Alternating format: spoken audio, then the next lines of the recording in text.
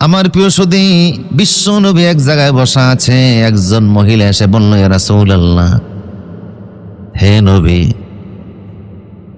আমি আপনাকে স্বামী হিসাবে গ্রহণ করতে চাই। বিয়ের প্রস্তাব দিল মহিলা রসুলকে। ওয়াহাবতু লাকা নাফসি। রসুল্লাহ কিছু বললেন না, মহিলার দিকে এক নজর তাকিয়ে চক্ষুকে নিম্নগামী করলেন। আবারও মহিলা বলছে, ওয়াহাবতু লাকা নাফসি, হে নবী, আমি নিজেকে আপনার কাছে সমর্পণ করলাম। হয়তোবা মহিলার স্বামী তাকে তালাক দিয়েছে, অথবা মহিলার স্বামী মারা গেছে, এই জন্য তার স্বামী দরকার। বিশ্বনবীকে 3 বার বিয়ের প্রস্তাব দিয়েছে, রসুল কিছুই বলেন। মহিলা দেখলো রসুল তার প্রতি নিরুৎসাহিত, কিছুই জবাব দিচ্ছেন না, তাই মহিলারও আনা শুরু করলো। এমন সময় একজন সাহাবী বলল, নবী হে, এই মহিলাকে যদি আপনার পছন্দ না হয়, বিয়ে যদি না করতে রাজি না হন, তাহলে আমার প্রস্তাব দিয়ে দেখেন, আমি মহিলাকে বিয়ে করতে রাজি আছি। রসুল বললেন, তাইলে মহিলাটাকে ডাক দাও। সাহাবায়ে কেরাম মহিলাকে পিছন থেকে ডাক দিলেন। মহিলা আসার পরে রসুল বললেন, এই মহিলা শোনো, এই সাহাবী তোমাকে বিয়ের প্রস্তাব দিচ্ছে, তুমি রাজি আছো কিনা বলো। মহিলা বললেন, আমি রাজি আছি। রসুল বললেন, সাহাবী, এখনই আমি তোমার সাথে তার বিয়ে পড়াবো।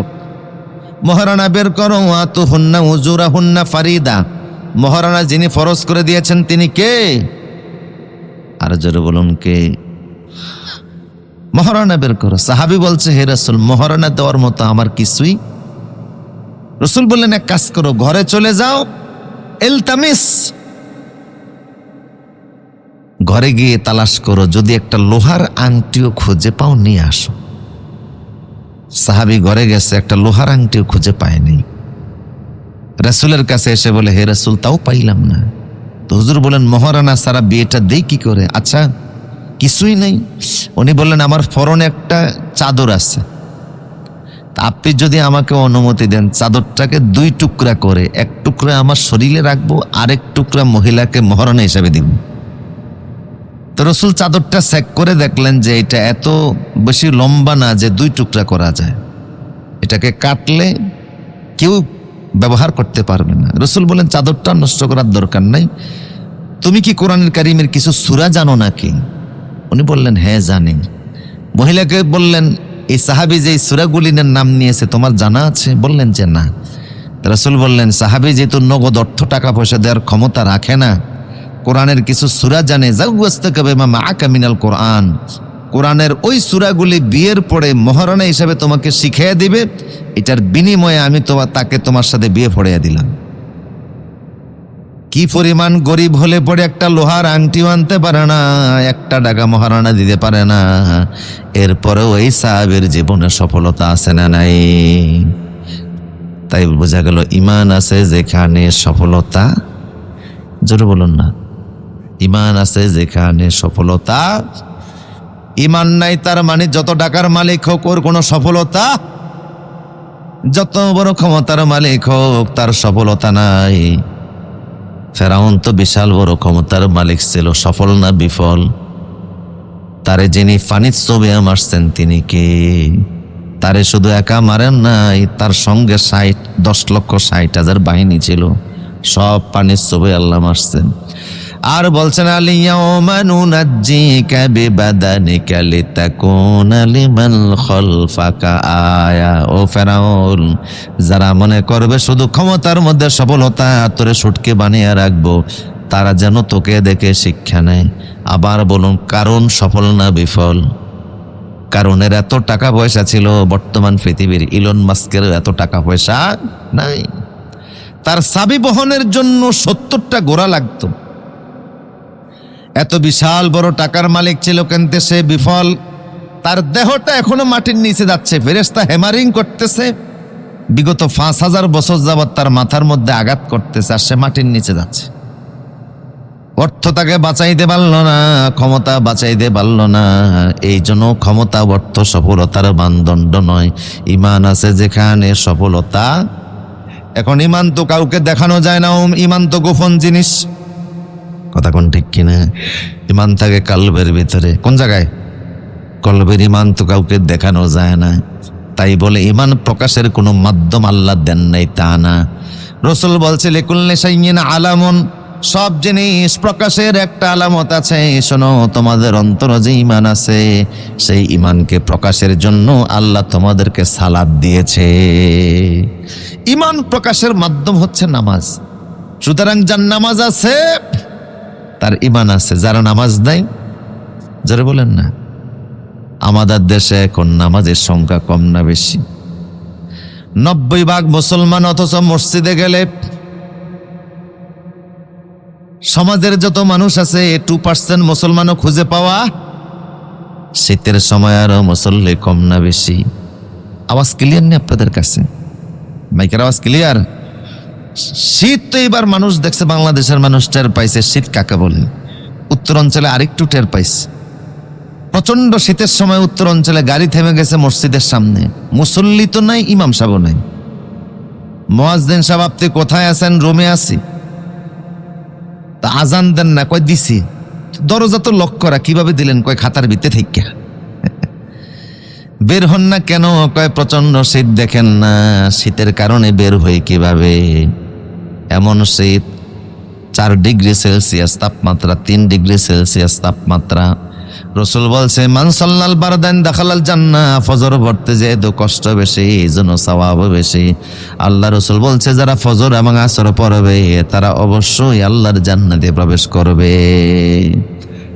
قال رسول الله صلى الله عليه وسلم لا يلج النار أحد من صلى قبل طلوع الشمس قبل غروبها। আল্লাহ রসুল বলছে, যারা ফজর এবং আসর পড়বে জাহান্নামে কোনোদিন তারা প্রবেশ করবে না। আবার রসুল বলতেন, মান সাল্লা সুবহা ফাহুয়া ফি জিম্মাতিল্লাহ।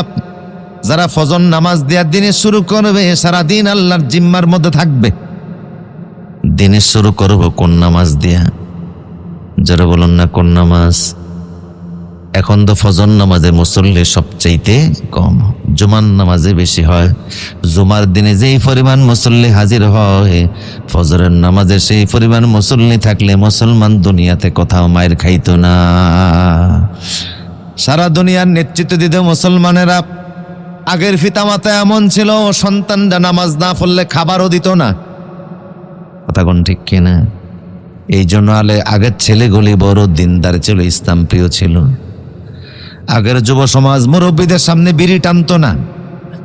হ্যাঁ, বিড়ির নেশা উঠলে বাগানে এখানে সেখানে বিড়ি খেয়ে তারপরে কলা গাছের কচি পাতা দিয়ে, আম গাছের কচি পাতা দিয়ে মুখের গন্ধ দূর করে মুরব্বীদের সামনে আসতো।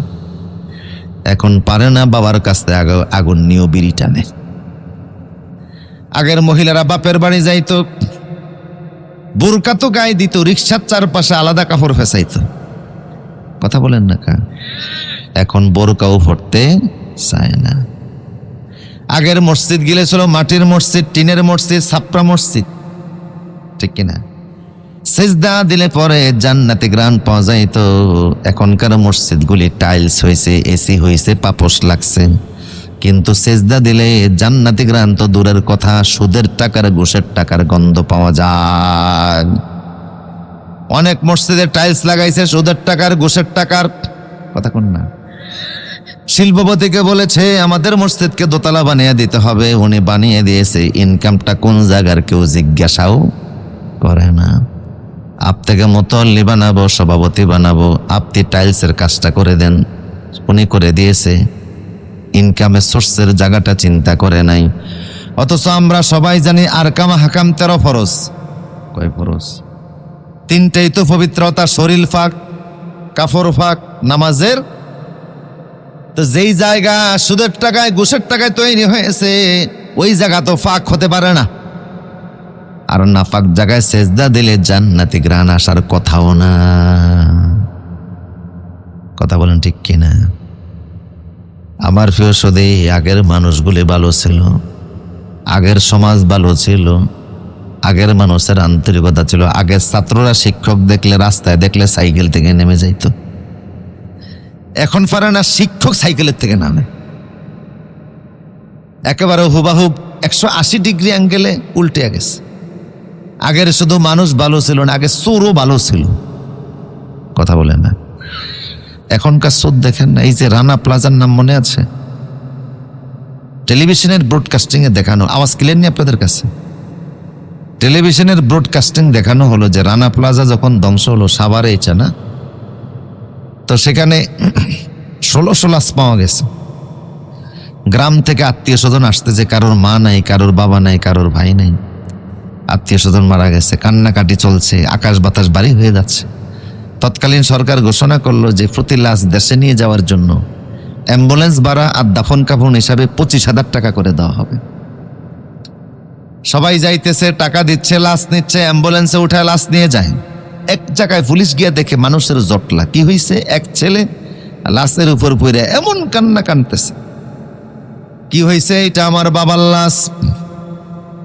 বাবারে কেন রানা প্লাজায় কাজ করতে আসলা, এখন লাশ হয়ে গেল, এখন আমি কারে বাবা বলে ডাকবো? পুলিশ বলে কান্নাকাটি করিস না, লাশ নিয়ে দেশে যা, দেশে গিয়ে কাঁদ, এমনিতেই পেরেশানির ভিতরে আছি। 25,000 টাকা দিয়ে দিয়েছে। কিছুক্ষণ পরে দেখে লাশ আছে, টাকাওয়ালা নাই। খোঁজ দিয়ে দেখে বাবা তো দূরের কথা, এর সাথে লাশের কোনো সম্পর্কই নেই। লাশের ধরে জড়িয়ে ধরে কান্দা কাটটা 25,000 টাকা ইনকাম করে জায়গা ছাড়ছে। কথা বলে না, এমন বাটপারও এখন আছে না নাই? এই জন্য বলছে আগে চোরও ভালো ছিল, এত বড় কঠিন চোর ছিল না। আগে চুরিদারি আগেও কম বেশি, আগে চোর গেছে চুরি করতে, তো যে বাড়িতে চুরি করতে গিয়েছে, গিয়ে দেখে একটা হিন্দুর ঘর। কয় না না, আমি চোর হয়েছি বিদায় এত নিচে নামি নাই যে হিন্দুর ঘরে চুরি করুম, আমি চোর হলো, আমার ইমান আছে। দ্বিতীয় রাতে আরেক ঘরে গিয়েছে, গিয়ে দেখে বুদ্ধের ঘর। কয় না না, আমি চোর হলো এত নিচে নামি নাই যে বুদ্ধের ঘরে চুরি করব, চোর হলো আমার কি আছে একটা আদর্শ। তৃতীয় রাতে এক ঘরে গিয়েছে, গিয়ে দেখে এটা খ্রিস্টানের ঘর, যীশু খ্রিস্টের মূর্তি দেখা যায়। না, এই ঘরও চুরি করা যায় না, নেমে গেছে। চতুর্থ রাতে এক ঘরে গিয়েছে, গিয়ে দেখে মুসলমানের ঘর। রাত্রিবেলা কোনটা কার ঘর তো খুঁজে পাওয়া যায় না, মূর্তি দেখে চিনে ফেলে আজকে চিনছি এটা মুসলমানের ঘর, কারণ ঘরের ভিতরে যায় নামাজ তাসবি দেখা যায়। দোতলায় গিয়ে উঠছে, গিয়ে দেখে সিন্ধুক, ভাবলো সিন্ধুকের মধ্যে টাকা আছে, তো সিন্ধুক ধরে টান দিয়ে খুলছে, দেখে টাকার পোটলা পড়তেছে। কিছু টাকার গায়ে লেখা এই টাকা জাকাত দেওয়া হয়েছে, এটা হালাল টাকা। কিছু টাকার গায়ে লেখা এই টাকা জাকাত দেওয়া হয়নি, এটা হারাম টাকা। চোর মনে মনে ভাবে যে এই টাকার জাকাত দেওয়া হয় নাই, এমন টাকা আমি নিব না, যেটা জাকাত দেওয়া হয়েছে সেটা আমি নিব, কারণ আমি চোর হলো, আমার ইমান এই যুগের চোর না আগের চোর। টাকা বাঁচতেছে জাকাত দেওয়া, জাকাত ছাড়া সময় তো আর তার জন্য থেমে নেই, সময় গড়াচ্ছে। কিছুক্ষণ পরে ফজরের আজান কানে আসতেছে, আসসালাতু খায়রুম মিনান নাওম। আজান শুনে লাফ দিয়ে দাঁড়িয়ে গেছে, চুরি করব ঠিক আছে, থেকে নামাজ বাদ দিয়া। আগে নামাজ পড়ে চুরি, এখন নামাজ পড়বো, আজান ছাড়া নামাজ পড়ে কিভাবে? তো ঘরের দোতলায় দাঁড়িয়ে আজান দেওয়া শুরু করছে। ঘরের মালিক কয়, কিরে আমার ঘরে মুয়াজ্জিন আসলো কোত্থেকে? উনি সিঁড়ি বেয়ে উপরে উঠছে, এসে দেখে এক লোক আজান দেয়, বলে বানান্তা তুমি কে? কয় আমার পরিচয় পরে আগে বলেন ফজর নামাজ পড়ছেন নি? কয় না ফজর পড়ি না। কয় তাহলে একামত দেন, জামাতে নামাজ শুরু করি। মালিক একামত দিতেছে, চোর ইমামতি করতেছে। তেলাওয়াত তো বিশুদ্ধ, মালিকের চোখ থেকে পানি পড়ে গেছে। আগের সূরেরও তেলাওয়াত বিশুদ্ধ ছিল, এই যুগের বহু হাদিস সাহেব শুদ্ধভাবে সূরা ফাতিহাও পড়তে পারে না। আছে না নাই? নামাজের শেষে মালিক বলছে তুমি কি? কয় আমি চোর। কখন আসছো? রাত 2টার দিকে। এতক্ষণ কি করেছো? টাকা আলাদা করছি, জাকাত দেওয়া, জাকাত ছাড়া আলাদা রাখতে পারছিলেন না? আমি ভাবলাম যেই টাকা জাকাত দেওয়া হয় নাই সেই টাকা আমি নিব না, জাকাত আমি আলাদা টাকা আলাদা করতেছিলাম। করতে করতে এক পর্যায়ে শুনি ফজরের আজান, ভাবলাম আগে নামাজ পড়ে চুরি, তা নামাজ পড়বো, আজান ছাড়া নামাজ পড়ে কিভাবে? আজান তো আর আসতে দেওয়া যায় না। আজানের আওয়াজ শুনে আপনি চলে এসেছেন, এখন আপনার টাকা তো আপনার সামনে নেওয়া যাবে না, টাকা রইল, দরজা খুলে দেন, বাড়ি চলে যাই। মালিক বলল, না শুধু কি আমার ঘরে এসেছো, আর কি কোথাও যাও নাই? কয় আরো 3বার গিয়েছিলাম, হিন্দু বৌদ্ধ খ্রিস্টানের ঘর, অমুসলিমের ঘর মনে করে আর চুরি করি নাই, কারণ আমি চোর হলো, আমার ইমান আছে, আল্লাহরে ভয় করি। মালিক বলল, তুমি থাকো এখানে, যাইতে পারবা না। ভিতরে রাইকা দরজা লক করে মালিক স্ত্রীর সঙ্গে গিয়া পরামর্শ সভায় বসছে। স্ত্রী বলে, স্ত্রী রে, আমি একজন কন্যার বাবা, আমার আর কোনো সন্তান নেই, আমি শিল্পপতি, আল্লাহ আমার অনেক দিয়েছে, মেয়ে বিয়ে দিমু, জামাই খুঁজ দিছি, পয়সাওয়ালা জামাই আমার দরকার নেই, আল্লাহ তো আমারে দিয়েছে। একটা নামাজি দিনদার ছেলে হলে চলবে, যেই ছেলে আল্লাহরে ভয় করে। এখন এমন একটা ছেলে পাইছে ঘরের দোতলায় আছে, বউ বললে এটা কেমন জামাই ঘরের দোতলা দিয়ে আসে? কয় ছেলেটা আসছে চুরি করতে, কিন্তু কথাবার্তায় শুনে মনে হয়েছে ছেলেটা আল্লাহরে ভয় করে। আগের যুগের বাবারা কন্যা বিয়ে দিতে গেলে সবার আগে দেখতো ইমান আমল আছে না নাই। এই যুগের বাবারা সবার আগে দেখে টাকা পয়সা, কে কয়টার বাড়ির মালিক, কে কয়টা গাড়ির মালিক। কথা বলেন ঠিক কিনা? ইমান আমল দেখে না। এই জন্য তালাক আগের চাইতে কমছে না বাড়ছে। এখন ইউনিয়ন পরিষদে, ওয়ার্ড কাউন্সিলে সবচেয়ে বড় মামলা হলো তালাকের। পারিবারিক জীবনে এখন শান্তি নেই, অশান্তি, ত্রাহি ত্রাহি অবস্থা। এই জন্য কোরআন ছাড়া শান্তি আনা সম্ভব? কোরআন আছে যেখানে শান্তি আছে। উদখুলু ফিস সিলমে কাফা ওয়ালা তাত্তাবিউ খুতুওয়াতিশ শাইতান ইন্নাহু লাকুম আদুউম মুবিন। আমার প্রিয় সৌদি, এই জন্য আমরা নামাজ পড়ব, রাজি আছে না নাই? নামাজ আল্লাহ ফরজ করে দিয়েছেন, সব ইবাদত মাফের সিস্টেম আছে, নামাজ বাফের কোনো সিস্টেম। এই বাচ্চারা কথা বলতেছে, ডিস্টার্ব। একজন মুরব্বী এখানে বসেন। আমার প্রিয় সৌদি, সিস্টেম আমার দিকে তাকান। নামাজ বাফের কোনো সিস্টেম নাই, কারণ রাসূল বলছে ইন্না মাউদিআস সালাতি ফিল ঈমান কা মাউদিআর রাসি ফিল জাসাদ। শরীরের মধ্যে মাথার যেমন দাম, মাথার যেমন অবস্থান, মাথা না থাকলে যেমন শরীরের দাম থাকে না, নামাজ না থাকলেও ঈমানের কোনো 2 পয়সার দাম থাকে না। এইখানে যদি সন্ত্রাসীরা 5টা মানুষকে হত্যা করে, দেহগুলি ফেলে যায়, কল্লাগুলি যদি বুড়িগঙ্গাতে নিয়ে ফেলে দেয়, শুধু দেহ আছে কল্লা নাই, এমন দেহ দেখে কি কাউকে শনাক্ত করা যাবে? শুধু দেহ দিয়া কাউরে যেমন চিনা যায় না, মাথা লাগে। শুধুমাত্র মুসলমান হইলে ইমানদার হওয়া যায় না, নামাজ লাগে। মাঝে মধ্যে দেখবেন মানুষ অ্যাক্সিডেন্ট হয়, বিল্ডিং কনস্ট্রাকশনের কাজ করতে গিয়ে বিল্ডিং থেকে নিচে পড়ে যায়। কথা কোন দেখছেন না আপনারা? সুপারি গাছে সুপারি পাড়তে গিয়ে নিচে পড়ে গেছে, নারিকেল গাছে নারিকেল পাড়তে গিয়ে নিচে পড়ে গেছে। অর্থোপেডিক্সের ডাক্তারের কাছে নিয়ে গেলেন, ডাক্তার পরীক্ষা এক্সরে করে দেখলো হাত ভেঙে গেছে। শুধু জোড়া লাগিয়ে ব্যান্ডেজ করে দিলেই সুস্থ হবে না, হাতের ভিতরে জায়গায় জায়গায় ভেঙে গেছে, ফ্র্যাকচার হয়ে গেছে, হাড্ডিগুলি গুঁড়া হয়ে গেছে, রগগুলি ছিঁড়ে গেছে। এই জন্য ডাক্তার বলে ওনার চিকিৎসা হলো ওনার হাত কেটে ফেলে দেওয়া লাগবে, নতুবা ভিতরে পচন্দরে পুরা হাতটাই অকেজ হয়ে যাবে। রোগীর আত্মীয় স্বজন তখন বলে যদি হাত কাটার দরকার হয় হাতটা কেটে ফেলেন। দেখছেন না আপনারা? যদি বলে পাও কাটার দরকার, রোগীর আত্মীয় বলে পাও কেটে ফেলেন। যদি বলে ব্রেস্ট ক্যান্সার হয়েছে, ব্রেস্ট ক্যান্সার, স্তনের মধ্যে ক্যান্সার হয়েছে, স্তন কেটে ফেলা লাগবে, রোগীর আত্মীয় বলে স্তন কেটে ফেলে দেন, ব্রেস্ট কেটে ফেলে দেন, তাহলেও রোগীর সুস্থতা দরকার। এখন ডাক্তার যদি বলে মাথার ব্রেনের মধ্যে টিউমার হয়েছে, টিউমার মধ্যে আমরা 22 করিয়া দেখেছি ক্যান্সারের জীবাণু আছে, এই জন্য রোগীর এখন মাথা কাটা লাগবে। আপনারা রাজি হবেন নি? সমস্যা কি? ফাও কাটতে রাজি হইলেন, হাত কাটতে রাজি হইলেন, স্তন কাটতে রাজি হইলেন না, তার স্তন কাটতে রাজি হইলেন, মাথা কাটতে রাজি হইলেন না। তার কারণ হলো মাথা কাটলে তো আর রোগী থাকে না, রোগীর জীবনটাই শেষ। তো মাথা কাটলে যেমন মানুষ মানুষ থাকে না, নামাজ বাদ দিল মুসলমান মুমিন থাকে না। কথা বুঝতেছেন আপনারা? এই জন্য ইবনে আব্বাস রাদিয়াল্লাহু তাআলা আনহু বলতেন, লা হাজ্জা ফিল ইসলামি লিমান লা সালাতা লাহু। যার নামাজ নাই সে নিজেকে মুসলমান বলার কোনো অধিকারই নাই। কথা ক্লিয়ার না? আল্লাহ রাসূল বলতেন, বাইনাল আবদ ওয়া বাইনাল কুফরি তারকুস সালাত।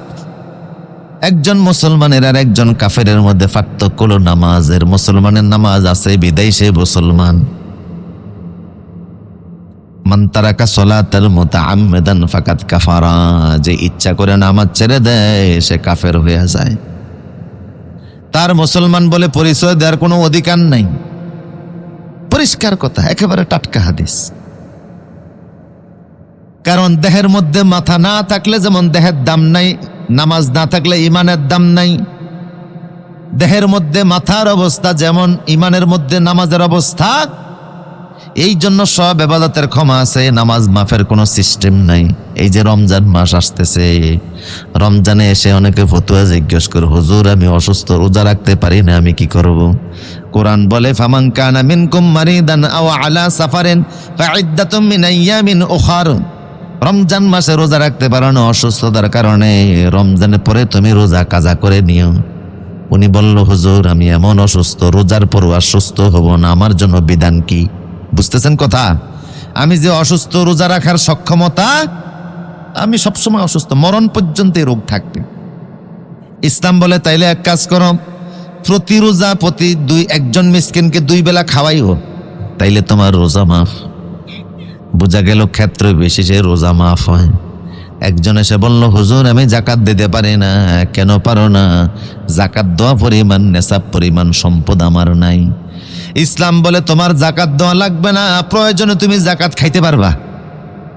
একজন এসে বলল, আমি হজ করতে পারি না। কেন পারো না? হজে যাওয়ার মতো আর্থিক সঙ্গতি, আর্থিক ব্যবস্থা আমার প্রিয় সদীপ, ওয়ালিল্লাহি আলান নাসি হাজ্জুল বাইতি মান ইসতাতা ইলাইহি সাবিলা। হজের সঙ্গতি আমার নাই, তোমার জন্য হজ নাই, হজ মাফ। ইসলামের রোকন হলো 5টা। কয়টা? কালেমা, নামাজ, রোজা, হজ। বুঝা গেল ক্ষেত্র বিশেষে 5টার ভিতরে রোজা মাফ হয়, জাকাত মাফ হয়, হজও মাফ হয়। 3টা যদি মাফ হয়, আর রইল কয়টা? 2টার একটা হলো ইমান। ইমান তো আর দেখানো যায় না, ইমান তো গোপন জিনিস, সেটা প্রকাশ করতে হয় নামাজের মাধ্যমে। ইমান দেখানো যায় না, তাই ইমানের হিসাব নাই। বাকি রইল নামাজ। ধনী হলেও নামাজ, গরিব হলেও নামাজ, সুস্থ হলেও নামাজ, অসুস্থ হলেও নামাজ। নামাজ মাফের কোনো সিস্টেম নেই। পানি আছে, পানি দ্বারা উযু করে নামাজ পড়ো। ফাইন লাম তাজিদু মাআন ফাতায়াম্মামু সাঈদান তাইয়্যিবা। পানি পাও না, তাহলে মাটি দ্বারা তায়াম্মুম করো, নামাজ পড়া লাগবে। আমার প্রিয় সদীপ, দাঁড়িয়ে পড়ো না, বসে পড়ো, বসে পড়ো না, শুয়ে পড়ো, শুয়ে পড়ো না, ইশারায় পড়ো। এটা মাফের কোনো সিস্টেম? এখন পানিও নাই, মাটিও নাই, করবেন কি? এমন পরিস্থিতি অনেক সময় হয় কি হয় না? উযু করার জন্য পানি লাগে অথবা মাটি লাগে, পানিও নাই, মাটিও নেই। বুঝতেছেন কথা? ধরেন সুন্দরবনে আপনি গেলেন, নাম শুনছেন না সুন্দরবনে? বাগেরহাট মোংলা বন্দর থেকে আপনি ট্রলারে করে সুন্দরবনে ঢুকলেন। নান্দনিক দৃশ্য। ভিতরে যাওয়ার পরে দেখেন হরিণ, পাখির কিচির মিচির আওয়াজ, মৌমাছি দেখা যায়, অপূর্ব দৃশ্য, আল্লাহর সৃষ্টি। আরো সামনে গেলেন, হঠাৎ করে দেখেন কিসের জন্য তর্জন গর্জন শোনা যায়। কে আসতেছে? মিস্টার বাঘ আসতেছে। এখন বাঘের ডাক শুই না, উনি কে দুনিয়াইতেছে, এক লাফ দিয়ে গাছের আগায়। নিচে বাঘ দাঁড়িয়ে আছে, উপরে বাঘ, উপরে উনি গাছের আগায় তাকিয়ে দেখে পশ্চিম দিকে সূর্য ডুবতেছে। আসর যায় যায় অবস্থা, আসর চলে যাচ্ছে। এই অবস্থায় করবেন কি? যদি আপনি ওখানে থাকেন, নিচে নামতে গেলে বাঘের ভয়, নিচে যে নাইমা উযু করবেন। নিচে তো পানি আছে, পানি না থাকলে মাটি আছে। উযু করতে গেলে অথবা তায়াম্মুম করতে গেলে বাঘের খাদ্য হওয়া লাগবে, বাঘের মুখে যাওয়া লাগবে। ইসলাম একথা বলে না যে বাঘের খাদ্য হইয়া তারপরে তুমি নামাজের চেষ্টা করো, না, দরকার নাই। আবার উপরে বৈশা বৈশা তামসাও দেখা যাবে না। উযু নাই, পানির কাছে যাওয়া যাচ্ছে না, মাটির কাছে যাওয়া যাচ্ছে না, তাই বলে নামাজ বাদ দেওয়া যাবে না। বিনা উযুতে হলো গাছের আগায় ওই জায়গায় নামাজ পড়া লাগবে। নামাজ মাফের কোনো সিস্টেম নাই। আরো জোরে আল্লাহু আকবার। বুঝেন কথা? নামাজ মাফের কোনো সিস্টেমটাই নাই। আপনি সেন্ট মার্টিন যাচ্ছেন, নাম শুনলেন সেন্ট মার্টিনের? বাংলাদেশের একটা ইউনিয়ন, এটা থানাও না, সাগরের মাঝখানে। কক্সবাজার যাওয়া লাগবে, উখিয়া থেকে আপনি সেন্ট মার্টিনে যেতে পারবেন। বাংলাদেশের একটা দ্বীপ, অনেক নান্দনিক জায়গা। সেন্ট মার্টিন যদি কখনো যান, তাইলে দেখবেন উখিয়া থেকে আপনাকে সিন্দাবাদ জাহাজে ওঠা লাগবে। সামুদ্রিক জাহাজে করে আপনি উঠে, সাগরের জাহাজে করে উঠে রওনা শুরু করলেন। কোন জায়গায় যাবেন? Saint Martin. আপনি 20-22 কিলোমিটার পর্যন্ত গেলেও দেখবেন সাগরের পাড়ের গাছগাছালিগুলি দেখা যায়। দেখছেন না? কক্সবাজার উখিয়ার পাড়ে যে গাছগুলি আছে, অন্তত সাগরের মাঝখানে এই জাহাজ চলতে চলতে 21 কিলোমিটার গেলেও আপনি দেখবেন সাগরের পাড়ের গাছগুলি দেখা যায়, কারণ মানুষের দৃষ্টি 21 কিলোমিটার পর্যন্ত যায়। আরো সামনে চলে গেলেন, এখন উখিয়ার কোনো গাছগাছালিও দেখা যায় না, পাহাড়ের মাথাও দেখা যায় না, আবার সেন্ট মার্টিনের কোনো গাছগাছালিও দেখা যায় না। এমন একটা জায়গায় চলে গেছেন, হঠাৎ করে টর্নেডো শুরু হয়ে গেছে, সাইক্লোন, ঘূর্ণিঝড়, জাহাজ গেল ডুইবা। আমি আপনি যদি ওই জাহাজের যাত্রী থাকি, বাঁচার জন্য সাঁতার কাটবো কি কাটবো না? যারা সাঁতার জানে তারা সাঁতার কাটবে। এখন কোন দিকে যাবেন, সেন্ট মার্টিনও বা কোথায়, কক্সবাজারও বা কোথায়, এটা বুঝার কোনো আলামত? যে কোনো একটা দিকে আপনি টার্গেট করে রওনা শুরু করলেন, সাঁতার কাটতেছেন। এখন সাগরের মাঝখানে সাঁতার কাটা সহজ না কঠিন? পানির ভিতরে এরকম ঢেউ আসতেছে প্রচন্ড, এই নিচে যায় আবার উপরে যায়। এমন সময় দেখলেন নামাজের ওয়াক্ত হয়ে গেছে, আসর যায় অবস্থায়। ইসলাম বলে এই অবস্থাও নামাজ ছাড়া যাবে না, হুশ আছে যতক্ষণ, নামাজ আছে ততক্ষণ। এই সাগরের প্রচন্ড ঢেউর মধ্যে নামাজ ছাড়া যাবে না। আল্লাহু আকবার। হুশ আছে তো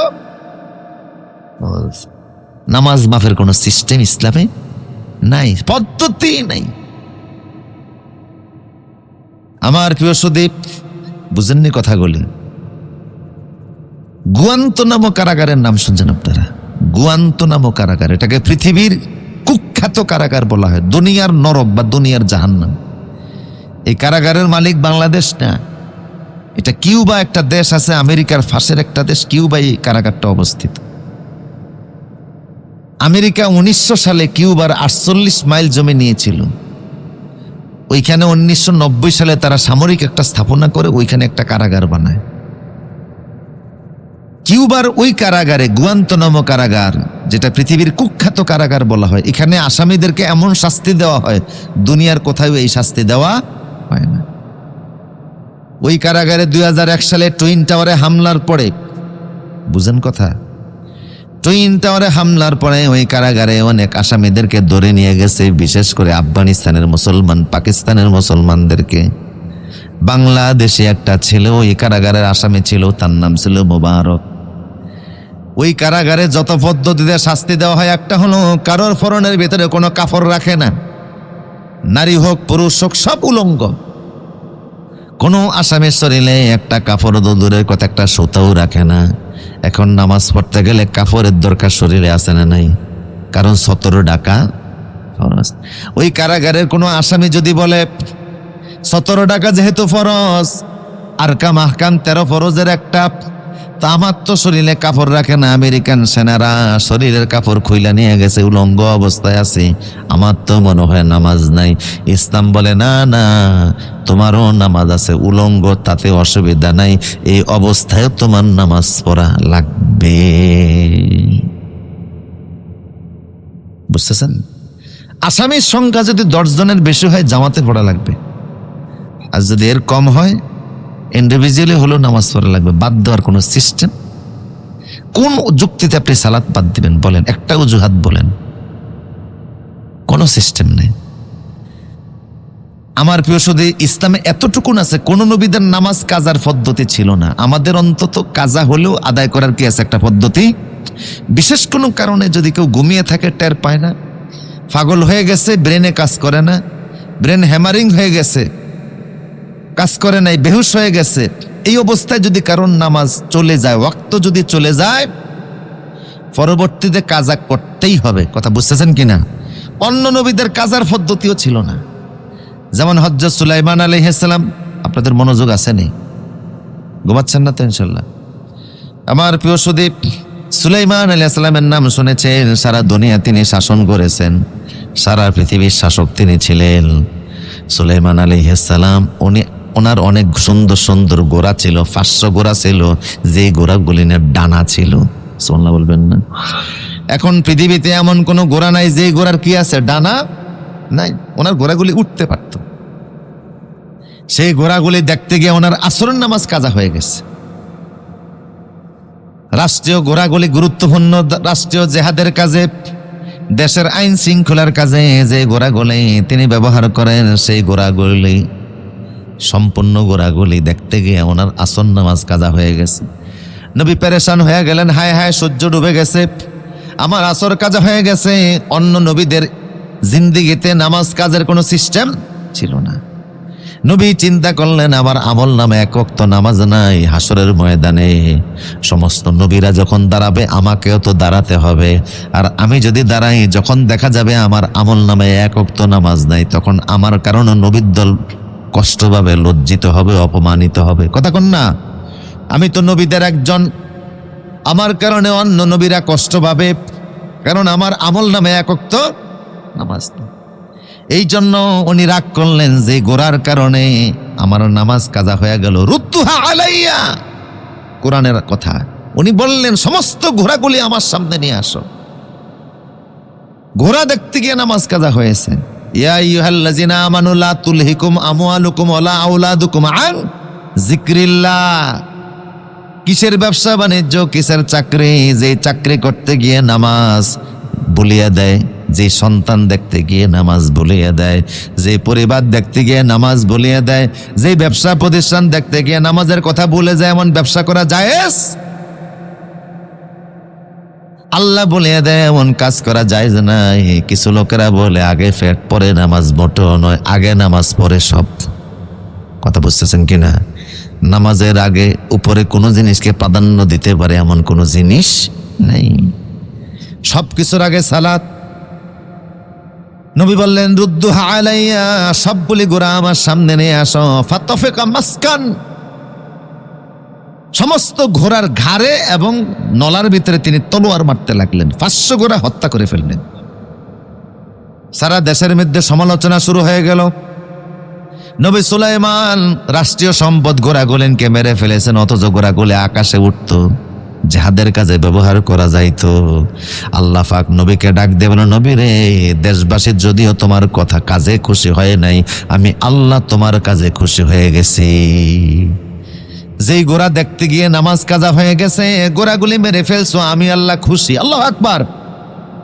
যাও নবী, আমি আল্লাহ তোমারে 5টা পুরস্কার দিলাম। কয়টা? দেশবাসী নাখুশ হয়েছে, নারাজ হয়েছে, আমি আল্লাহ খুশি। তোমারে 5টা পুরস্কার দিলাম। 1 নম্বর পুরস্কার হলো, তোমার এখন নামাজ কাজা থাকবে না। সূর্য ডুবে যাওয়ার কারণে আসর কাজা হয়েছে, আমি আল্লাহ সূর্যটাকে আবার উঠাইয়া দিতে আছে। সূর্য যেই জায়গায় আসলে আসর হয়, ওই জায়গায় এসে গেছে, তুমি নামাজ পড়ো, তারপরে সূর্য ডুববে। আল্লাহু আকবার। তোমার আসর হয়ে গেল। তাইলে আমল নামে এখন কি নাই? কাজার শব্দটা আর নাই। 2 নম্বর হলে সুলাইমানার রিহা হাসিবাতুন তাজরি বিআমরিহি, গোরার পরিবর্তে আমি আল্লাহ এমন জিনিস তোমারে দিলাম।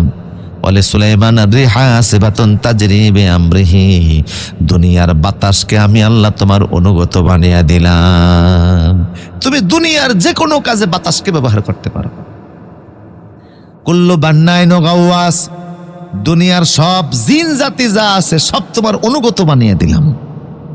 উনি বললেন, গোরা দেখতে গিয়ে নামাজ কাজা হয়েছে, বিনিময়ে আমি জিন জাতি আমার অনুগত হয়েছে। জিনদেরকে বললেন, এবার পৃথিবীর অন্যতম শ্রেষ্ঠ মসজিদ বাইতুল আকসা তোমরা বানাতে শুরু করে দাও। নামাজের ঘর তিনি বানাইলেন। সুবহানাল্লাহ বলবেন না? নবীরা সুযোগ পাইলে মসজিদ বানাইতো, উম্মত সুযোগ পাইলে সিনেমার হল বানায়। তা বলেন ঠিক কিনা? আমার প্রিয় সদয়, সেই জন্য নামাজ মাফের ইসলামে কোনো সিস্টেম নাই। অন্য নবীদের কাজাও ছিল না, আমাদের কাজা আছে, তবে সেটাও শর্ত সাপেক্ষে। আমার ভাইরা, আজকের পৃথিবীতে অত অবিচার কেন, এত সমস্যা কেন? নামাজের কারণে। যেই সমাজের লোকের আগে নামাজে ছিল, অভাব অনটন ছিল না। যেই গ্রামের লোকেরা নামাজে ছিল, ওই গ্রামে কোনো রোগ বিমার ছিল না। এখন তো দেখা যায় করোনা আসতেছে, একটার পর একটা ভাইরাস আসতেছে। সাইপ্রাসে বরফের নিচে লক্ষ লক্ষ বছর পূর্বের এমন ভাইরাস আছে, এগুলো যদি বের হয় পৃথিবী শেষ করে দিবে। মাঝে মধ্যে আল্লাহ পৃথিবীবাসীকে ধরেন, যখন আল্লাহর হুকুম না মানে। সামনে একটা মালহামা হবে, মালহামা। এখন তো পৃথিবীতে 800 কোটি মানুষ, ওই মালহামা যখন শুরু হয়ে যাবে, 550 কোটি মানুষ মারা যাবে। মাত্র 3 ভাগের 1 ভাগ মানুষ থাকবে, সব মারা যাবে মালহামায়। রাসূল বলছেন, মালহামা হবে কেন? রাসূল বলছেন ইউশাকুল ফুরাতু আন ইউহসারা আন কানজিন ফামান হাদারু ফালা ইয়াখুযু মিনহু শাইআ। ইরাকের একটা নদী আছে ফুরাত নদী, ওই নদীর ভিতরে একটা স্বর্ণের পাহাড় আছে। এই পাহাড়টা কয়দিন পরে ভেসে উঠবে, ওই পাহাড়ের স্বর্ণ নিয়ে সারা দুনিয়াতে যুদ্ধ শুরু হবে। এই যুদ্ধ এত তীব্র হবে, পৃথিবীর 3 ভাগের 2 ভাগ মানুষ শেষ হয়ে যাবে, 1 ভাগ বেঁচে থাকবে। এখন কে থাকবে আমিও জানি না, প্রিয় কথা কন না কা জানেন না কে বেঁচে থাকবে। তবে কোরআনের একটা আমল আছে, ওই আমল করলে যিনি আপনারে বাঁচিয়ে রাখবেন তিনি কে? কোরআন বলছে ওয়াজআলনা বাইনাকা ওয়া বাইনাল লাযিনা লা ইউমিনুনা বিল আখিরাতি হিজাবাম মাসতুরা। তখন যদি তোমরা কোরআনে কারীমকে তেলাওয়াত করো, কোরআন যদি তোমাদের জবানে থাকে, এই কঠিন মালহামা পারমাণবিক যুদ্ধের সময় যিনি তোমার জীবনকে সেভ করবেন তিনি কে? পারমাণবিক বোমা তোমার কিছু হবে না যদি কোরআনটা তোমার জবানে থাকে। কোরআন তোমার জন্য রক্ষা কবচ হয়ে যাবে, হিজাবাম মাসতুরা, সেভ করবে তোমাকে। কোরআন তেলাওয়াতের সবচেয়ে শ্রেষ্ঠ জায়গা হচ্ছে সালাত। সালাতের তেলাওয়াত আল্লাহ নিজে শুনে। আল্লাহু আকবার। আমার প্রিয় সুধী, লম্বা লম্বা সিজদার ভিতরে কোরআন পড়বেন। এই যে রাজধানীতে ভূমিকম্প হলো গত ডিসেম্বর মাসে, দেখছেন না আপনারা? কথা কন না, ভূমিকম্প হয় নাই ডিসেম্বর মাসে? অনেক লোকেরা ফ্যামিলি দেশে পাঠিয়ে দেওয়া শুরু করছে, গ্রামে চলে যাও, সেফ থাকবা। গ্রামে বুঝে ভূমিকম্প হবে না। কেউ বা দুর্বল বিল্ডিং থেকে নাইমা সবল বিল্ডিং এ উঠা শুরু করছে, কেউ বা 10 তলা 20 তলা থেকে নাইমা 1 তলা 2 তলা বিল্ডিং এ আসা শুরু করছে। মরণ থেকে কোথায় পালিয়ে যাবা? আল্লাহ যদি ঠিক মতো নাড়াচাড়া দেয়, কেস আরাইমের রড লাগেও বাঁচতে পারবা না। বন্দর স্টিলের রড লাগাবা, মোটেও না। তুমি আর কত থিকনেসের কত পাওয়ারের রড লাগাবা, এর উপরে নাড়াচাড়া দেওয়ার ক্ষমতা আল্লাহর আছে না নাই? তখন দেখলাম রাজুকের কর্মকর্তা যারা আছেন ইঞ্জিনিয়াররা নৈরা সৈরা বসছে, দুর্বল বিল্ডিং তালাশ করা শুরু করছে। তখন যদি রাষ্ট্রীয় আওয়াজ আসতো, চলো আমরা সবাই মিলে নামাজ পড়ে, আর নামাজ কাজা করব না, কারণ তাহলে দেখা যাইত মুসিবত দূর হয়ে যাইত। পুরা দেশের যিনি হেফাজত করবেন তিনি কে? কারণ আল্লাহ বলছেন জোহারাল ফাসাদু ফিল বাররি ওয়াল বাহরি বিমা কাসাবাত আইদিন নাস। এই জমিনে যত মুসিবত আসে সব তোমাদের হাতের কামাই।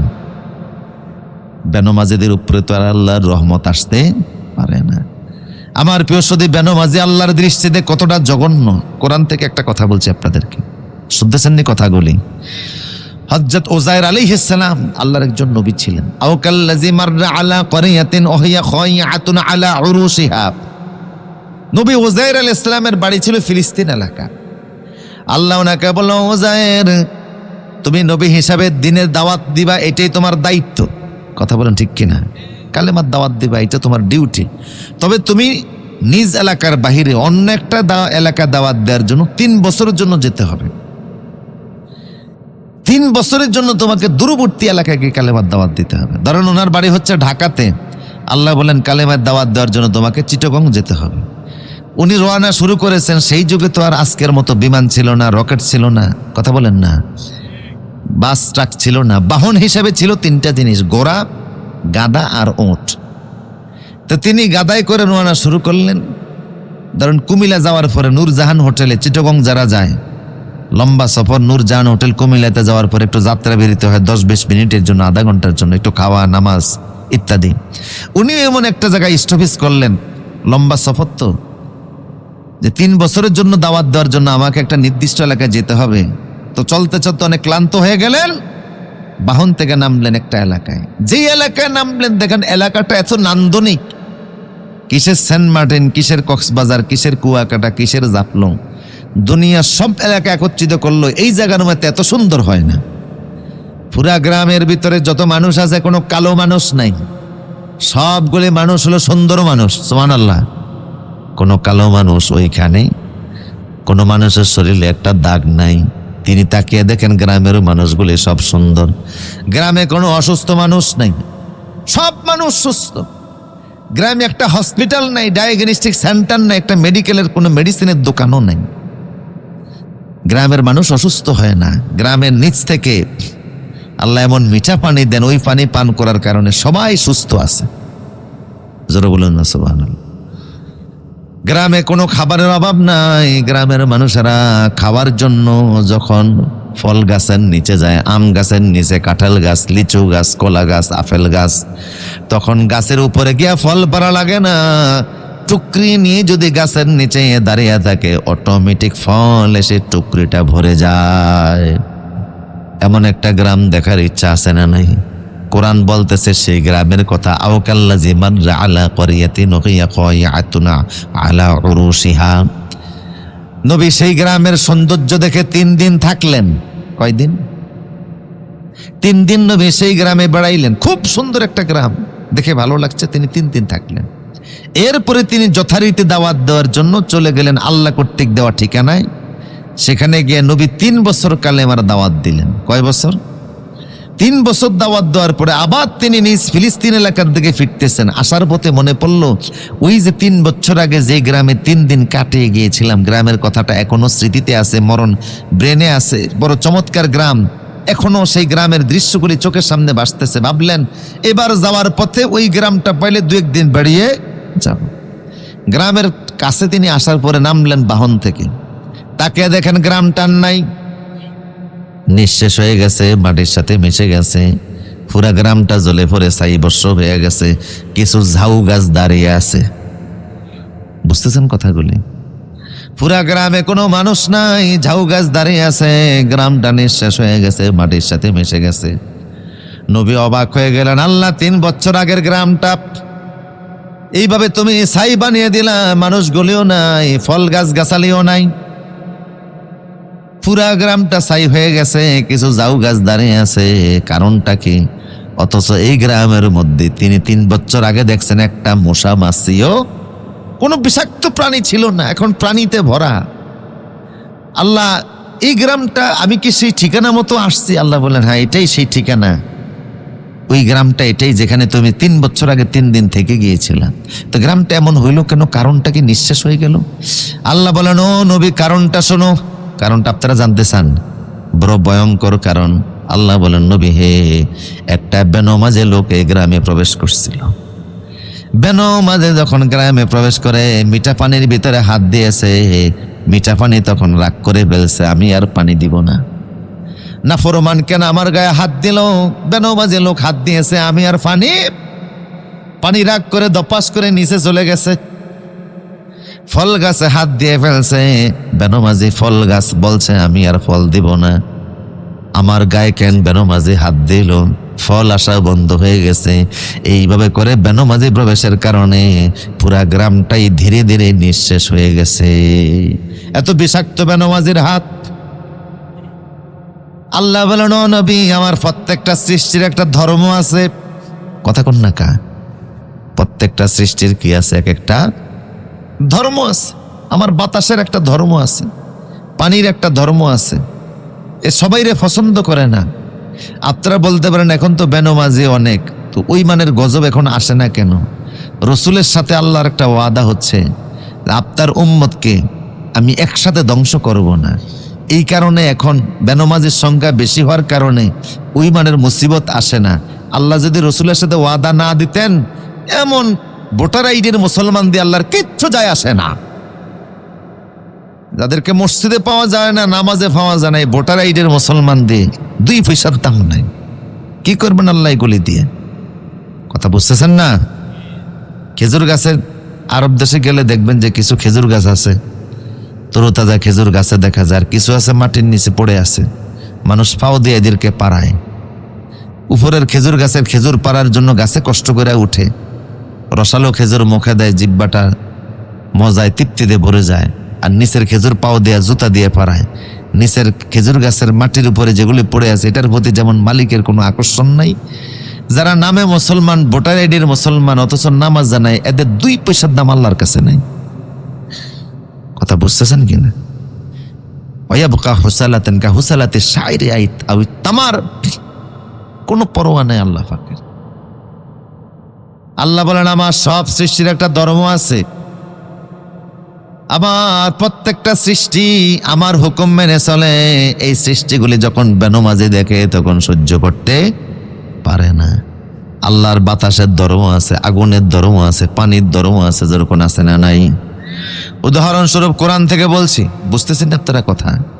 আমার দিকে তাকান। ইউসুফ আলাইহিস সালামের ভাইরা ওনাকে কুয়ার মধ্যে ফেলে দিয়েছে, শুনছেন না আপনারা?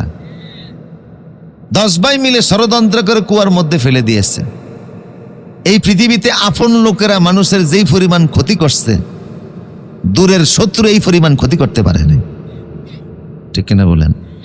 কুয়ার মধ্যে ফেলে দিয়ে বাবার কাছে রাত্রিবেলা কাঁদতে কাঁদতে আসছে। অজাউ আবাহুম আইশাআন ইয়াবকুন, কাঁদতে কাঁদতে বাবার কাছে আসছে। বাবা বলছে, কাঁদছো কেন? ইয়াকুব আলাইহিস সালাম বলছে, ছেলেরা কি হয়েছে? ছেলেরা বলতেছে, বাবা ইন্না যাহাবানা নাস্তাবিকু ওয়া তারাকনা ইউসুফা ইনদা মাতাআইনা ফাআকালাহু যিব। আমরা গিয়েছিলাম খেলাধুলা কাজ কামে, ইউসুফকে রেখে গিয়েছিলাম মাল সামানা পাহাড়ে দিতে। কিছুক্ষণ পরে আইসা দেখে ইউসুফের কে খাইছে? বাঘে খেয়েছে। আমাদের ভাই ইউসুফ নাই। বাবা বললেন, হায় হায় বলো কি? বাবা কান্না শুরু করে দিলেন। ছেলেদেরকে বললেন, তোমরা সত্য বলো না মিথ্যা বলো? এই ব্যাপারে এখন বিচার করেও বা লাভ হবে কি? আমার ইউসুফ নাই, তোমাদের কথা মেনে নেওয়া ছাড়া আমার আর কোনো উপায়। তোমরা যা বলতেছো এটাই এখন আমার বিশ্বাস করা লাগবে। তোমাদের 10 জনের মোকাবেলায় আমার শক্তি তো কম, আমি দুর্বল, তোমরা শক্তিশালী। আমি তোমাদের ব্যাপারে কি করব এখন? আল্লাহুল মুস্তাআন আলা মা তাসিফুন। আমি ধৈর্য ধারণ করা ছাড়া কোনো উপায় নাই। ঠিক আছে। ইউসুফ আলাইহিস সালাম কুয়া থেকে উঠলেন, মিশরের শাসনকর্তার প্রেসিডেন্ট তিনি হয়ে গেলেন। স্বপ্নে দেখার মাধ্যমে উনি খাদ্য জমাত করা শুরু করলেন। আল্লাহ বুঝাইছে যে সামনে দুর্ভিক্ষ শুরু হবে। এমন দুর্ভিক্ষ শুরু হলো, সারা দুনিয়াতে ত্রাহি ত্রাহি অবস্থা, কোথায় কোনো খাবার নাই। বুঝতেছেন কিনা? ইউসুফ আলাইহিস সালাম খাদ্য জমা করলেন। দুর্ভিক্ষের সময় সারা দেশবাসীকে রিলিফ দেওয়া শুরু করলেন। দেশের বাহিরের লোকদেরকে রিলিফ দিচ্ছেন। ইয়াকুব আলাইহিস সালাম ওনার ভাইরা রিলিফের জন্য কানান থেকে মিশরে গিয়েছে। গিয়া যখন ইউসুফ আলাইহিস সালামের কাছে গেছে, ইউসুফ আলাইহিস সালাম এদেরকে চিনছে, বাইরা চিনতে পারে না। ইউসুফ আলাইহিস সালাম বললেন, তোমরা কারা? আমরা সবাই ভাই ভাই। কোথা থেকে এসেছো? কানান থেকে এসেছি। তোমরা কত ভাই? আমরা ছিলাম 12 ভাই। এখন আছো কত ভাই? এখন আছে 11 ভাই। আরেক ভাই কোথায়? কয়েছ এক ভাইয়ের নাম ছিল ইউসুফ, তারে বাঘে খাইছে। ইউসুফ নবীর সামনে কয় তারে কে খাইছে? ইউসুফ আলাইহিস সালাম বললেন, সামনে টের পাওয়া যাবে কারে কে খাইছে। কিছু বললেন না। বললেন, তোমাদের আর কে আছে? কয় বাবা আছে। তোমাদের বাবার কি অবস্থা? কয় বাবা আমাদের ছোট্ট ভাই ইউসুফের জন্য কাঁদতে কাঁদতে দৃষ্টিশক্তি হারায় বাবা অন্ধ হয়ে গেছে। বাবা এখন 2 চোখে দেখে না, বাবা অন্ধ। ইউসুফের জন্য কাঁদতে কাঁদতে বাবার 2 চোখে অন্ধ, বাবা চোখে দেখে না। ইয়াকুব আলাইহিস সালাম অন্ধ হয়ে গেছে আমাদের বাবা। ইউসুফ আলাইহিস সালাম মনে মনে কষ্ট পাইলেন, আহারে আমার জন্য কাঁদতে কাঁদতে আমার বাবার 2 চোখ নাই। পরিচয় দিলেন না, শুধুমাত্র এদেরকে বললেন, তোমরা নিজেদের এলাকায় চলে যাও। তোমরা যাওয়ার পরে আমার একজন রাষ্ট্রদূত আমার একটা গায়ের জামা নিয়ে যাবে। ফাআলকু আলা ওয়াজহিয়া বিআতি বাসিরা। আমার ওই জামাটা অন্ধ বাবার চোখের সামনে তুলে ধরলে অন্ধত্ব আল্লাহ দূর করে দিবেন। ছেলেরা চলে আসলো মিশরে। মিশর থেকে নিজ এলাকায়। বাবা তো অন্ধ, 2 চোখে দেখে না। বাবার কাছে যাওয়ার পরে বাবা বলল, ছেলেরা আমার আরো কাছে আসো। কাছে যাওয়ার পরে বাবা বলছে, ইন্নী লাজিদু রিহা ইউসুফ, আমি তোমাদের শরীর থেকে ইউসুফের গন্ধ পাচ্ছি। যারা বলুন সুবহানাল্লাহ। কি পাই? ইউসুফের ঘ্রাণ পাচ্ছি তোমাদের শরীর থেকে। কোরআনের কথা, ইন্নী লাজিদু রিহা ইউসুফ। 40 বছর তিনি বলেন নাই যে ইউসুফের গন্ধ পাচ্ছে। আজকে কেন বলতেছে? বাতাসের কারণে। এই যে আমি আপনাদের সামনে বসা, আপনারা আমার সামনে বসা, একের অক্সিজেনের আমরা কার্বন ডাইঅক্সাইড কথা বলেন না নিতেছি, অক্সিজেনটা নিতেছি, কার্বন ডাইঅক্সাইড ছাড়তেছি। আপনাদের বাতাস আমার গায়ে লাগতেছে, আমার গায়ে বাতাস আপনাদের গায়ে লাগে। এই যে পরস্পরের সাথে বাতাসের আদান প্রদান হচ্ছে। এরা তো ইউসুফ নবীর কাছে গিয়েছিল, পাশাপাশি কথা বলছে, চিনে না একে অপরকে। এরা ইউসুফ আলাইহিস সালামকে চিনে নাই, কিন্তু কাছাকাছি যাওয়ার কারণে পরস্পরের গায়েতে পরস্পরের বাতাস লাগছে। ওই বাতাস থেকে ঘ্রাণ নিয়ে বাবা বলছে, তোমাদের শরীর থেকে ইউসুফের গন্ধ পাওয়া যাচ্ছে। কিছুক্ষণ পরে রাষ্ট্রদূত যখন জামা নিয়ে গিয়েছে, ইউসুফ আলাইহিস সালামের পরিহিত ওই জামাটা যখন ইয়াকুব নবীর অন্ধ চোখের সামনে, ব্লাইন্ড তিনি 2 চোখে, যখন তুলে ধরা হলো, সাথে সাথে দৃষ্টিশক্তি ফিরে আসছে। আজকে গবেষণা হচ্ছে যে জামার মধ্যে কি ছিল এমন যেই জামা চোখের সামনে ধরার সাথে সাথে অন্ধত্ব দূর হয়ে গেছে। বিজ্ঞান খুঁজে পাইছে যে ইউসুফ নবীর এই গায়ের জামার ভিতরে ওনার শরীরের ঘাম মুবারক লাগানো ছিল। আর জোরে বলুন না, কি ছিল? ঘাম ছিল, ঘাম। এই ঘামের কারণে ওনার শরীরের ঘাম, নবীর শরীরের ঘামের ফাওয়ার এত বেশি, অন্ধত্ব পর্যন্ত দূর করে দিয়েছে। আল্লাহর প্রত্যেকটা সৃষ্টির একটা ধর্ম আছে, কথা বলেন না। বেনমাজি যখন দেখে সৃষ্টিগুলি পছন্দ করে না। আল্লাহ সৃষ্টি যদি আপনারে সাপোর্ট না দেয় আপনি বসবাস করতে পারবেন না। পানি, আগুন, বাতাস এগুলি যদি আপনারা সাপোর্ট না দেয়, পৃথিবী আপনার জন্য একটা জাহান্নামের টুকরা হয়ে যাবে, কথা বলেন ঠিক কিনা? এগুলির রাগে কখন? যখন বেনমাজিরে দেখে। এই জন্য ওজায়ের নবীকে আল্লাহ বলেন, ও নবী, গ্রামে কে প্রবেশ করছিল? কথা বলেন না। বেনমাজি প্রবেশের কারণে গ্রামটা নষ্ট হয়ে গেছে। এবার আল্লাহ নবীকে বলছে, নবী এবার আল্লাহকে বলছে, আল্লাহ, বেনমাজের কারণে ওই গ্রামটা নষ্ট হয়ে গেল, এখন এই গ্রামটা পুনর্বার আবার ঠিক হওয়া সম্ভব কিনা? ধ্বংস হয়ে গেছে গ্রামটা, এটা আবার সুচলা সফলা শস্য শ্যামলা পূর্বের মতো হারানো ওই অবস্থায় ফিরে আসবে কিনা? আল্লাহ আল্লাহ বলেন, ও নবী, তুমি কি বিশ্বাস করো না? ক্বালা আওয়ালাম তুমিন, আমি আল্লাহ যে পারি। ইন্নাল্লাহা আলা কুল্লি শাইইন কাদির, আমি আল্লাহ সব জিনিসের উপর ক্ষমতাবান। কথা কোন ঠিক কিনা? কেউ যেটা দেয় না সেটা দেন কে? কেউ যেটা শোনে না সেটা শোনেন কে? কেউ যেটা দেখে না সেটা দেখেন কে? ইউসুফ আলাইহিস সালাম বললেন, আমার প্রিয় সুধী, উযাইর আলাইহিস সালাম বলেন, আল্লাহ, এই গ্রামটা কি আবার পুনর্নির্মাণ হওয়া সম্ভব? আল্লাহ বলেন, হ্যাঁ, শতভাগ সম্ভব। তুমি কি বিশ্বাস করো না? উনি কই করি। তো নবীদের বেলায় আল্লাহর একটা নিয়ম ছিল, নবীরা যদি কোথাও আল্লাহকে প্রশ্ন করতেন তাৎক্ষণিক আল্লাহ জবাব দেওয়ার ব্যবস্থা করতেন। যেমন হযরত ইব্রাহিম আলাইহিস সালাম আল্লাহরে বলছে, রব্বি আরনি কাইফা তুহয়িল মাউতা, আল্লাহ, আপনি যে মরাটারে জিন্দা করেন, জীবন দেন, কিভাবে দেন আমাকে একটু দেখান না। সুবহানাল্লাহ বলবেন না? মরাটারে যে আপনি জীবন দেন, কিভাবে দেন আমাকে একটু দেখান। আল্লাহ বলেন, ক্বালা আওয়ালাম তুমিন, তুমি কি বিশ্বাস করো না? উনি বললেন, করি, তবে আমি একটা গবেটের সামনে বসছিলাম, একটা বোকা লোকের সামনে বসছিলাম। তা আল্লাহ বলেন, বোকাটাকে? উনি বলেন, নমরুদ। কি হয়েছে নমরুদের সাথে? নমরুদ আমারে বলছে, ইব্রাহিম, তুমি যে আল্লাহর কথা বলছো, তোমার আল্লাহ কি পারে? তা আমি বলছি, রব্বি আল্লাযী ইউহয়ী ওয়া ইউমীত, আমার আল্লাহ মরাটারে জীবন দেয়, জীবন্তটারে মৃত্যু দেয়। নমরুদ যদি তাৎক্ষণিক আমারে প্রশ্ন করত, তোমার আল্লাহ যে মরাটারে জীবন দেয় তুমি নিজ চোখে দেখছো নাকি, তা আমি তো আটকিয়া যাইতাম। কিন্তু সে আমারে আটকানের মতো প্রশ্ন করতে পারে না, বোকা মানুষ। সে পাল্টা নিজে দুইজন মানুষকে ধরে এনে একজনরে চাপাতি দিয়া কোপাইয়া জায়গায় শেষ করে কয়, আমি একটারে মৃত্যু দিছি, আরেকটারে খালাস দিয়া বলে ওনারে আমি ছেড়ে দিলাম, জীবন মৃত্যুর ক্ষমতা আমার হাতেও আছে। ইব্রাহিম আলাইহিস সালাম বললেন, বেকুব, তো দলিল বুঝে না, এরে তো যুক্তি দিয়া, লজিক দিয়া বুঝাতে হবে। ইব্রাহিম আলাইহিস সালাম তখন বললেন, আমার আল্লাহ পূর্ব দিক থেকে সূর্য উঠায়, তুমি যদি রবি হবা তাহলে পশ্চিম দিক থেকে সূর্য উঠিয়া দেখাও। বোকা হতভম্ব হয়ে গেছে, আর জবাব দিতে পারে নাই। তো উনি বলেন, আল্লাহ, মরাটারে যে আপনি জিন্দা করেন, জীবনটা দেন কিভাবে, যদি আমাকে একটু ট্রেনিংটা দিয়ে দিতেন, কারণ আবার কোন বোকার সামনে পড়ে অ্যান্সার তো দিতে হবে। কথা বুঝতেছেন কিনা? এটাই আল্লাহ বলেন, ঠিক আছে, এটার জন্য যদি হয় তাহলে আমি তোমাকে দেখাচ্ছি। ক্বালা ফাকুজ আরবাতাম মিনাত তায়র, তুমি 4টা ফাঁকি হাতে নাও, ফাঁকিগুলেন কি তুমি জবাই করে মাথাগুলি নিজের হাতে রাখো, আর মাংসগুলি তুমি মিশ্রিত করো। কবুতর নাও, কথা কন না, কাক, সিল, এমন 4টা ফাঁকি নিয়ে জবাই করে মাংসগুলি এক জায়গায়, আর মাথাগুলি তুমি আরেক জায়গায় রাখো। সবগুলির মাংস একাকার করে মিশ্রিত করে মিক্সার করে সুম্মা জাআলা আলা জাবালিন, পাহাড়ের উপরে রাখো। এরপরে তুমি ডাক দাও। ইব্রাহিম আলাইহিস সালাম সমস্ত 4টা ফাঁকিদের মাংস আলাদা করে একত্রিত করে মিশ্রিত করে পাহাড়ের মধ্যে রাখলেন, মাথাগুলি নিজের হাতে রাখলেন। এরপরে ডাক দিলেন কবুতর, বলার সঙ্গে সঙ্গে কবুতরের মাংসগুলি আলাদা হইয়া মাথার সাথে মিশে ওনার পাশে এসে বাগবা কম্বরে ডাকা শুরু করে দিয়েছে। উনি নিজ চোখে দেখলেন মরা কিভাবে জিন্দা হয়। সুবহানাল্লাহ বলবেন না? তো নবীরা যেখানে আল্লাহকে প্রশ্ন করতেন তাৎক্ষণিক আল্লাহ সমাধান দিয়ে দিতেন। পরবর্তী একজন নবীকে আল্লাহ এমন পাওয়ার দিলেন, উনি মরাটারে জিন্দা করার দৃশ্যতে ইব্রাহিম নবীর আল্লাহ দেখাইছে, উনি সরাসরি মরাটারে জিন্দা করতেন। ওয়াহিল মাউতা বিইজনিল্লাহ, ঈসা আলাইহিস সালাম জীবনে 4টা মানুষের তিনি জিন্দা করেছিলেন। একজন ছিল নূহ আলাইহিস সালামের ছেলে সাম, তারে তিনি জিন্দা করছেন।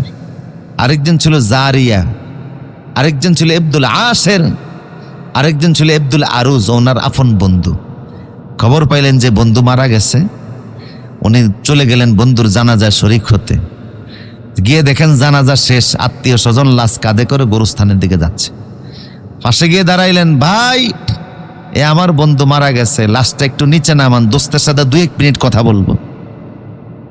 আচ্ছা, এখানে যদি আপনারা লাশ নিয়ে যান আর কোনো আলেম গিয়ে যদি বলে লাশ নামান 2-1 মিনিট কথা বলবো, কেউ এটা মানবে? কথা বিশ্বাস করবে? সবাই পাগল বলবে। মরা লাশের সাথে আবার কেউ কথা বলতে পারে? তো নবীরও তারা পাগল বলছে। পৃথিবীতে সব নবীরা কমন এই গালিটা শুনছে, রসুলকেও পাগল বলছে। আল্লাহ প্রতিবাদ করছেন, নুন অল কলামি ওয়া মা ইয়াসতুরুন মা আনতা বিনি'মাতি রাব্বিকা বিমাজনুন। খবরদার আমার রসুলকে পাগল বলবা না। ঈসা আলাইহিস সালামকে যখন গালি দিল, উনি তারপরে নাসরবান্দা বলছে, নামাউন না খাটটা, কথা বলি 2-1 মিনিট। ওরা নামাতে রাজি না। 2-1 জন রাজি হইছে, ম্যাক্সিমাম মানুষ বলে তোর পাগলের কথা শুনে লাভ আছে। ঈসা আলাইহিস সালাম বলেন, আচ্ছা ঠিক আছে, তোমরা খাট নিচে নামাতে হবে না, লাশ নিজে নিচে নামবে। ডাক দিলেন, ইয়া সাদিকি কুম বিইজনিল্লাহ, দোস্ত আল্লাহর হুকুমে উঠে দাঁড়াও। তাৎক্ষণিক মাইয়েত খাটের মধ্যে নড়াচড়া দিয়া কাপড়ের কাপড় ফেসাইয়া আস্তের উপরে উঠে বসছে, লাভ দিয়া নিচে নামছে। আচ্ছা, আপনারা যদি লাশ বহন করেন আর লাশ যদি কাপড়ের কাপড়ে ফেসাইয়া খাটের তনে নিচে নামে, দুর্নীতি আসেনি আর কেউ? কোন দিক দিয়ে খাল বিল হাওর আছে যান বাঁচানোর জন্য? সব তো দৌড় দিছে। ঈসা আলাইহিস সালাম বললেন, দোস্ত আমি তোমার সাথে কথা বলবো, এই জন্য এই কাজটা করছি। তো দোস্তকে রাস্তাঘাটে কথা বলার দরকার আছে, চলো বাড়ি চলো। একটু আগে না বউ কান্দা কাইটা বিদায় দিছে, এখন মহিলা তাকে দেখে সাদা কাপড় পরা স্বামী বাড়ির দিকে, বাড়িতে আসেনি আর কি, জিন না ভূত আসতেছে, ভয়ঙ্কর অবস্থা। তাফসিরে জামালের মধ্যে আসছে, ঈসা আলাইহিস সালাম এই বন্ধুরে নিয়ে তার ঘরে বসে অনেকক্ষণ কথা বলছে। এরপরে বলছে, দোস্ত আবার খাটে উঠো, কথা শেষ। দোস্তকে তুমি বাড়ি চলে যাও, কথা শেষ হয়েছে, ঠিক আছে। তাই বলে কি এখন আবার কবরস্থানে যাওয়া লাগবে? তুমি বাড়ি যাও। ঈসা নবীকে পাঠিয়ে দিছে। এই লোক এরপরও 80 বছর বাচ্চা ছিল, 80 বছরের ছেলে মেয়ে হয়েছে না। তো যা বলছিলাম যে নবীরা যেখানে আল্লাহরে প্রশ্ন করতেন সেখানে আল্লাহ সমাধানের ব্যবস্থা করতেন। আমি শেষ করে দিচ্ছি, হুজুর চলে আসছেন, ঠিক আছে। তা আমার প্রিয় শুধু ওজাইর আলাইহিস সালাম বলেন, আল্লাহ এই গ্রামটা ধ্বংস হয়ে গেছে, কিভাবে আল্লাহ আপনি ঠিক করবেন? ফাআমাতাহুল্লাহু মিয়াতু আমিন। তাৎক্ষণিক ওজাইর নবীকে আল্লাহ 100 বছরের জন্য মরণ দিয়া দিছে। কত বছর? সূরা আলে ইমরানের ভিতরে আছে। 100 বছর পরে আল্লাহ ওনাকে আসরের পরে জিন্দা করছে। তা আল্লাহ জিজ্ঞেস করে, কলা কাম লাবিস্তা, নবী এখানে যে বক্সের খাবার এখনো তাজা আছে? আর একটু জোরে বলেন সুবহানাল্লাহ। টিফিন বক্সের খাবার 100 বছর তাজা থাকে? রাখছেন কে? এখান থেকে ফ্রিজ আবিষ্কার হয়েছে। আজকে যে ফ্রিজ ব্যবহার করেন এখান থেকে আবিষ্কার। আল্লাহ বলেন, অনজুরিলা হিমারিকা ওয়ালিনাজআলাকা আয়াতাল লিন্নাস। এবার গাদার দিকে নজর দিয়ে দেখো। উনি দেখে গাদা মরে ফসে গলে শেষ হয়ে গেছে। গাদার হাড্ডি হাতে নিয়ে তিনি ডিএনএ টেস্ট করলেন। নবীদের হাতই হলো ল্যাবরেটরি। ডিএনএ টেস্টের পরে প্রমাণ হয়ে গেল এই গাদাটা 100 বছর আগে মারা গেছে। আল্লাহ বলেন, নবী এবার এই গাদাটাকে আমি আল্লাহ জিন্দা করব, তুমি তাকে দেখো মরাটা কিভাবে জীবন লাভ করে। উনি দেখলেন এই গাদার হাড় হাড্ডি একত্রিত হইয়া তাজা হইয়া নবীর সামনে বড় বড় চোখ করে তাকিয়ে আছে। সুবহানাল্লাহ। তো এই কথা এই জন্য বললাম, নবী এরপরে কয়, আল্লাহ গাদা জীবিত হওয়ার দৃশ্য দেখলাম, টিফিন বক্সের খাবার তাজা আছে তাও দেখলাম, গ্রামটা দেখি, তাকিয়ে দেখে ওই ধ্বংসপ্রাপ্ত গ্রামটা কার কারণে ধ্বংস হয়েছিল? যারা বলেন কার কারণে? ওই গ্রামটা আবার আল্লাহ তাজা করে সুন্দর করে বানিয়ে দিয়েছেন। সুতরাং বেনমাজে লোক জমিনের অপছন্দ, আসমানের অপছন্দ, ফেরেশতার অপছন্দ দেখতে পারে না, খুবই ঘৃণিত। আমার প্রিয় সুধী, এই জন্য সেই যুগের মানুষেরা বেনমাজি সাহাবায়ে কেরাম দেখতে পারতেন না। বেনমাজির কবরস্থানও আগের মানুষ লাশ দাফন করতো না। এই জন্য আমি বলি, আপনারা পারিবারিক কবরস্থান করবেন না, সামাজিক কবরস্থান করবেন। যদি পারিবারিক কবরস্থান বানিয়েছেন, 18-20 জন আপনার আত্মীয় স্বজন দাফন করলে তো এদেরকেই করবেন। 18-20 জনের মধ্যে সবগুলি বেনমাজি। মাইজ যখন শুরু হবে একটাও শান্তিতে আসেনি, কথা কয় না? আছে শান্তি? 20টা আছে, সবগুলি তো আপনার পার্শ্ববর্তী ঘরে যদি আগুন লাগে, আপনি বিল্ডিংও যদিও হন, বাড়িটা যদি আপনার বিল্ডিংয়ে হয়, ফাঁসের টিনের ঘরে, সনের ঘরে আগুন জ্বলতেছে, আপনি এই ঘরে এসি চালিয়েও ঘুমিয়ে কি শান্তি পাবেন? মানুষের একটা যন্ত্রণা আছে, কোন সময় যেন আগুনের উল্কি আইসা আমার বিল্ডিং এর উপরে ধরে। তো যেই লোকটার কবরে শাস্তি দেওয়া হচ্ছে, তার ফাঁসে শুয়ে আপনি কি আরাম পাবেন? এটা তো স্ক্র্যাপের রড দিয়ে ফেরেশতারা সবসময় পিটাইতেই আছে। কিন্তু যদি এমন লোকের ফাঁসে ঘুমান যে নামাজে ছিল, দিনদার ছিল, দেখবেন যে সেখানে ঘুমিয়ে আপনি মজা পাবেন। এই জন্য পারিবারিক কবরস্থান না করে সামাজিক কবরস্থান করবেন। সেখানে দেখা যায় অনেক নামাজি, দিনদার, আল্লাহওয়ালা মানুষ। আগের যুগের মানুষ ওসিয়ত করতো যে আমাকে অমুক দিনদার মানুষের পাশে কবর দিও, কারণ সে নামাজি ছিল। কথা বুঝতেছেন? তা আল্লাহ আমাদের সবাইকে মাহফিল ওসমান গনি রাদিয়াল্লাহু তাআলা আনহু নামে যে প্রতিষ্ঠান, আল্লাহ এই মাহফিলটাকে কবুল করুন। জোরে বলুন আমিন। বলেন বলেন।